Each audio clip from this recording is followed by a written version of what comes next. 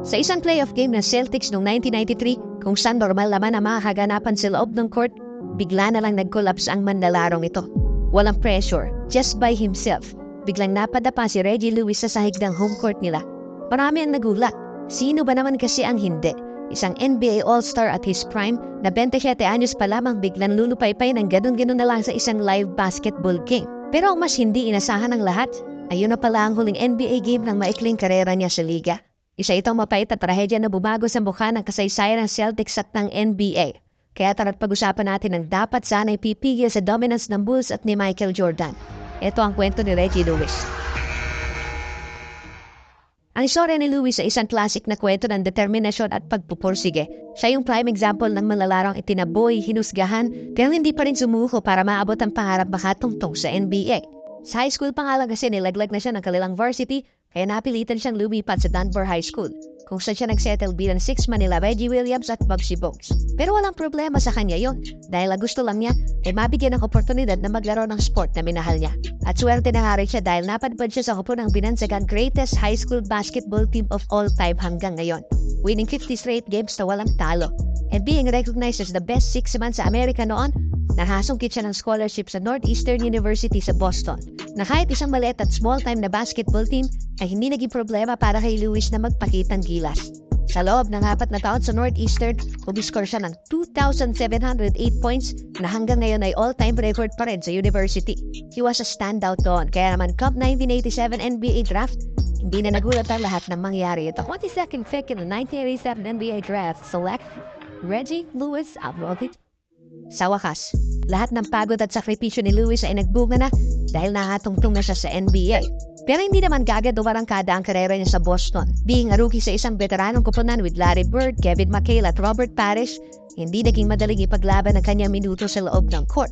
Sa kanyang debut season niya, he only averaged 8.3 minutes of playing time. But despite this, wala siyang reklamo. Nagtiwala lang siya sa sistema at naghintay na tawagin ng pangalan niya. And just after 1 season, nabigyan siya ng mas maraming pagkakataon. 57 games ng Celtics, hindi na siya bangko, kundi starter na with 32.8 minutes of playing time sa isang laro. At sinuklian niya yon ng 18.5 points a game. Grabe, sa kanyang sophomore season pa lamang gumagawa na ng malaking ingay ang nung 23 years old na si Lewis. Mula sa pagiging bench warmer to a rising NBA star. Wala namang nagulat sa malaking talo ng performance ni Reggie. Kahit niya ang NBA legend na si Bird, ay inasahan na siya ang magtutuloy ng iiwan niyang legasiya sa Boston. Eventually, ang prediksyong ito ni Bird para kay Lewis ay unti-unting nagkakatotoo. He became an all-star noong 1992 at kalauna naging team captain pa ng Boston. Averaging 17.6 points, 4.3 rebounds, 2.6 assists, at 1.3 steals. At nakilala rin siya bilang ang manlalarong nakabutata kay MJ ng 4 na beses sa isang game. Imagine that. Kaya he was the fan favorite doon at most importantly, ang pinakamalaking parte ng playoff runs ng Celtics.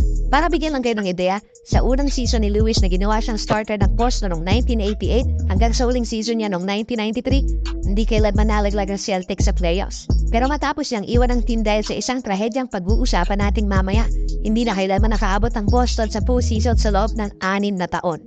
Ganoon kalaking impact ni Reggie sa prangkisa nila. He was irreplaceable kaya malaking dagok talaga ang nangyari noong 1993 NBA playoffs.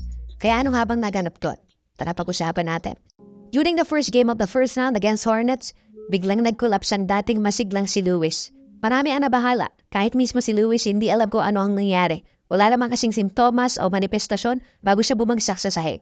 At nang subukan niyang tumayo, very obvious na nahihilo at groggy pa ang pakiramdam niya. Still, nagpumilit siyang pumasok ulit sa game. Bakit? Wala eh. Natutunan natin sa kwento niya na ganun talaga siya. Kahit na ano pang iniinda at pagsubok na ibato sa kanya, ipapagpag lang niya para makabalik si aksyon at pakbakan sa loob ng court. At isa pa, kailangan siya ng team niya at sapat na dahilan na yon para baliwalayin kung anumang nararamdaman ng sistema niya. But only after 6 minutes and 17 points, hindi na sinugal ng management ang kondisyon ni Lewis at sinugod na ito sa ospital. At doon, he was diagnosed with focal cardiomyopathy, isang sakit na nagdudulot ng irregular na pagtibok ng puso at heart failure. Dahil dito, inabisuan siya na hindi na siya pwedeng maglaro ng basketball dahil sa kondisyon niya. Pero alam naman nating si Lewis yung tipong hindi kaagad bibitaw ng passion niya, kahit ano pang sabihin ng mga espesyalista. Basketball na ang buhay ni Reggie, hindi pa siya handang isuko yon. Lalong-lalo na nasa prime pa dapat ang kanyang karera. At 27 years old, meron pa dapat siyang at least 8 seasons para makipagbakbakan para sa Boston at hindi niya matanggap ang una niyang diagnosis. Kaya naganap ng second opinion ang pamilya ni Lewis on the chance na nagkamali lang ang unang tumingin sa kanya. Pero ang hindi nila alam, ang second opinion ito ang magiging sanhi ng pagkasawi ng batang si Lewis. Pinaliktad ni Dr. Gilbert Marchabu ng diagnosis ni Reggie, saying na mali ang assessment ng mga espesyalista sa kanya. At sinabi pa nga sa kanyang pamilya na pwede na siyang bumalik sa pagbabasketball para sa next season.